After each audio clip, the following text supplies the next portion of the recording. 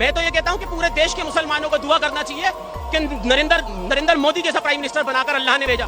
नरेंद्र मोदी खुद नहीं बैठा है देश के अंदर, अगर प्राइम मिनिस्टर बना है तो वो अल्लाह के हुक्म से बना है। क्यों है बीजेपी पार्टी के लिए 2026 खतरनाक? ऐसा क्या होने वाला है 2026 में कि बीजेपी पार्टी के साथ क्या नरेंद्र मोदी जी सत्ता से हाथ धो सकते हैं? क्या वाकई दोबारा इलेक्शन होने वाले हैं? वो कौन से 5 बड़े कारण हैं जिसके चलते मोदी जी को पद से हटना पड़ सकता है? और क्यों नीतीश कुमार और नायडू के रिश्ते मोदी जी के साथ तीखे रहे हैं? और अब क्यों इन दोनों ने ही मोदी को पीएम बनाया? बीजेपी पर कौन सी परेशानियों के बादल छाने वाले हैं जिसने अपोजिशन पार्टी से खुशी की लहर दौड़ रही है? चलिए जानने की कोशिश करते हैं। 2014 के लोकसभा इलेक्शन में एनडीए ने 336 सीट्स अपने नाम की, जबकि बीजेपी ने अपने दम पर 282 सीटें जीती थी। इसके बाद 2019 इलेक्शन हुए और बीजेपी ने इस बार भी बहुमत से जीत हासिल की और 303 सीट्स पर विराजमान रही।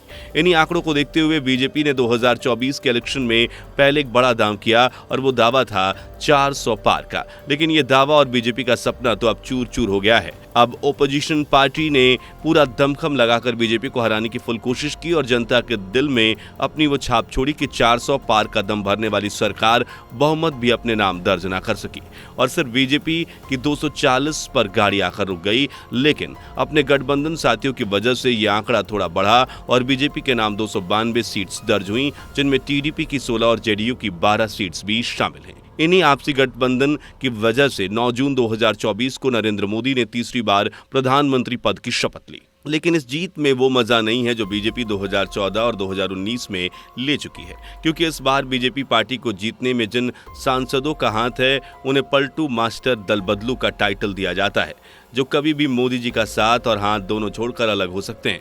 जी हाँ, सही समझ रहे हैं, हम बात कर रहे हैं बिहार के मुख्यमंत्री नीतीश कुमार और आंध्र प्रदेश के जाने माने पॉलिटिशियन नारायण चंद्रबाबू की।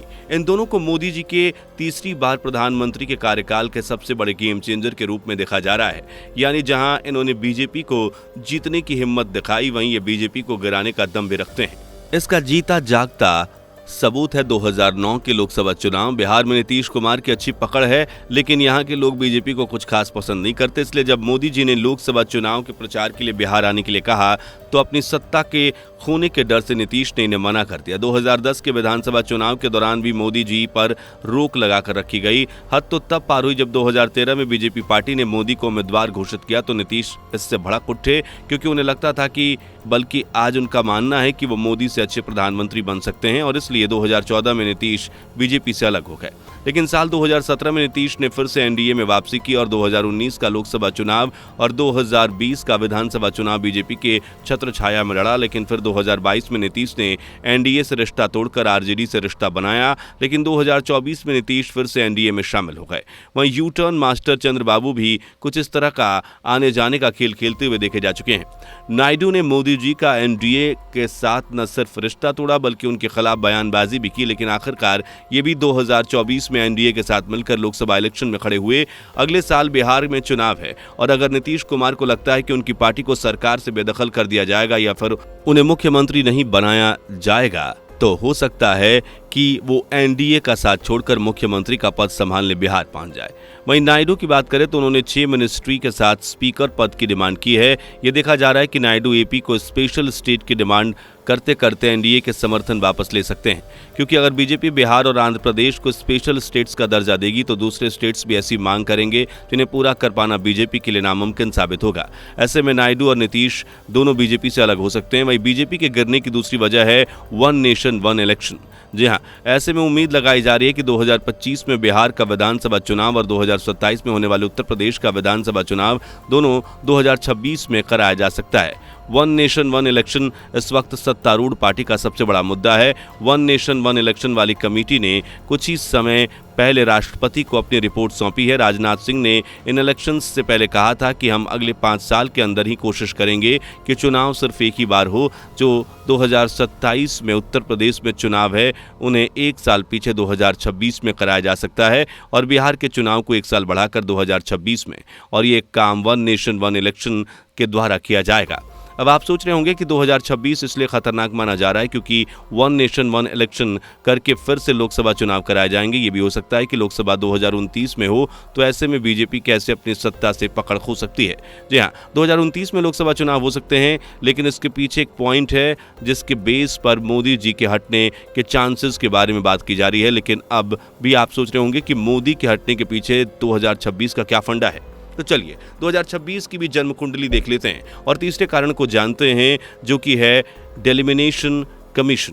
दोस्तों, आज जो लोकसभा में 543 सीट आपको देखने को मिलती है, वो असल में 1971 की पॉपुलेशन को देखकर निर्धारित की गई थी। उस वक्त भारत की आबादी आज के मुकाबले 3 गुना कम थी, यानी प्रति 10 लाख पर एक सांसद निर्धारित किया गया था। लेकिन अब भारत की 141 करोड़ से ज्यादा आबादी का 543 सांसद प्रतिनिधित्व नहीं कर पा रहे हैं, इसलिए सांसदों को बढ़ाने का फैसला किया गया। क्योंकि कॉन्स्टिट्यूशन के हिसाब से 543 सीटें सिर्फ 2024 तक ही वैलिड रखी गई हैं। इसके बाद से लोकसभा में 753 सीटों को निर्धारित करने की बात कही गई है। और यहाँ गौर करने वाली बात यह है, यह निर्धारण भी 2026 में होने वाला है। आपको ध्यान देना होगा कि मोदी जी अपने दूसरे कार्यकाल में संसद का निर्माण करवा चुके हैं और इसमें 543 नहीं बल्कि 888 के लगभग सांसदों की बैठने की व्यवस्था की गई है। इसका मतलब है कि 2026 डेलिमिनेशन को देखकर ही इसमें सांसदों की कुर्सी में वृद्धि की गई है। लेकिन इन सीटों को भरने से पहले सेंसस होना बहुत जरूरी है, क्योंकि जनसंख्या के मुताबिक ही सांसदों का प्रतिनिधित्व किया जाता है। सेंसस हर 10 साल बाद कराया जाता है। 2011 के बाद 2021 में होना था, लेकिन कोविड के चलते ये नहीं हो पाया, इसलिए अब वो 2024 में की जा सकती है और उसी के आधार पर डेलिमिनेशन 2026 तक हो सकता है। और ये होना भी है ही। अब जब सीटें भरनी हैं तो उसके लिए चुनाव तो होने ही है, इसलिए ये तो तय है कि भारत की जनगणना होनी है और हो सकता है कि ये सेंसस कास्ट बेस्ड भी हो जाए, जो कि ऑपोजिशन की खास मुद्दा रहा है। और अगर ऐसा होता है तो अपोजिशन पार्टी की तमन्ना पूरी हो जाएगी और इससे अपोजिशन पार्टी लोगों के दिलों में अपनी जगह गहरी कर लेगी। सेंसस कराने के साथ साथ 2023 में विमेन रिजर्वेशन बिल भी पास किया गया है। इसके तहत लोकसभा में 1/3 सीटें महिलाओं के लिए आरक्षित कर दी गई हैं। बता दें कि अभी जो लोकसभा थी उसमें महिलाओं के लिए 1/3 सीटों की कोई जगह नहीं थी। अब 2026 में चुनाव होते हैं तो जो विमेन रिजर्व सीटें हैं वो बन सकती हैं। हालांकि इस बिल को 2029 तक अप्लाई करने को कहा गया है, लेकिन इसका कोई कानूनी प्रस्ताव नहीं रखा गया है। इसलिए आशंका है कि वुमेन रिजर्वेशन को 2026 में लागू कर दिया जाए। पांचवा जो तर्क है वो है मोदी जी को उनके पद से हटाने का दम भरता है, वो है खुद उनकी बयानबाजी।